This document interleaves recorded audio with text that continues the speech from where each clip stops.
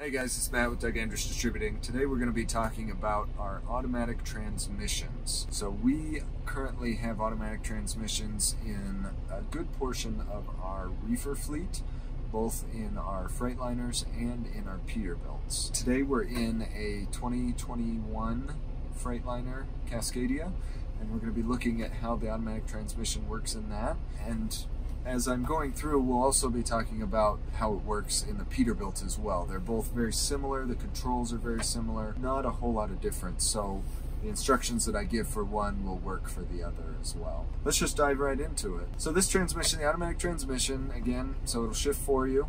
Both transmissions are 12-speed transmissions, so you have 12 gears, and then you have a high and a low for reverse. For most applications, you will just put it in drive and let it shift itself, and everything will work just fine. There are some other options that you can select to put it, say, in manual mode, and that's a mode where you'll be able to shift yourself. Some guys like that, and just in certain situations on hills, things like that.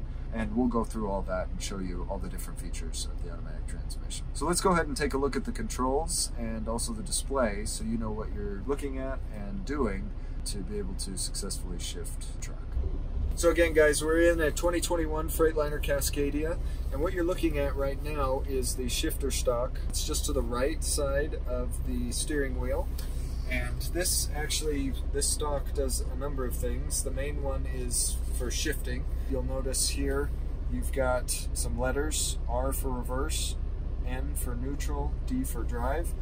This portion actually switches.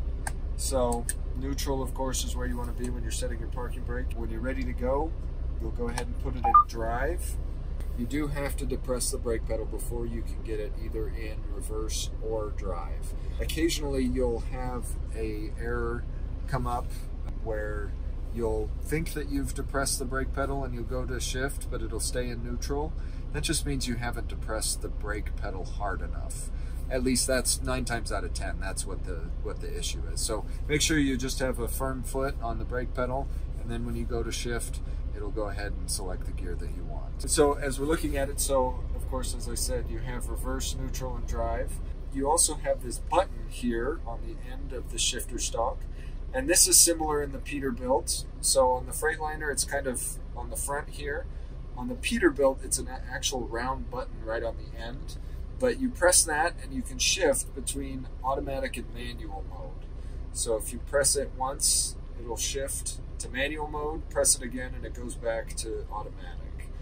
And if you look on the display here, you'll see N is the gear we have selected for neutral. With our foot firmly on the brake pedal, if we put it in drive, you'll see that it's now gone to first gear. One of the neat things about either of these trucks, the Peterbilt or the Freightliner, is you can select the gear that you're starting off in, and you don't need to be in manual mode to do it. You know, the truck is really good about determining how much weight it has on it, and then it will try and select the appropriate gear to start off in. But maybe you want to start in a higher gear or a lower gear. If you want to go up a gear, you pull the paddle shifter towards you. Or if you want to go down a gear, you push the paddle away from you. And like I said, this is what you would do if you were wanting to switch gears from a stop. And also that's how you switch gears if you decide to go into manual mode. You will go ahead and pull that paddle towards you to shift up gears. It does it sequentially. It won't skip gears. It will, every time you pull the paddle, you'll get one gear. So it won't skip, you'll just have to keep clicking through them. If it's in automatic mode, it will skip gears based on what it thinks the best gear is at the time. One thing to be aware of, it does have an interlock. You can't start the truck if you leave the shifter in drive or reverse. It has to be in neutral for the ignition to engage. So if you ever get in your truck and go to start it and it won't turn over, you get all your lights and everything, but it won't turn over, that's something to double check, is where's my gear lead selector? Is it in neutral? And often that is the issue, is it just needs to be moved to neutral.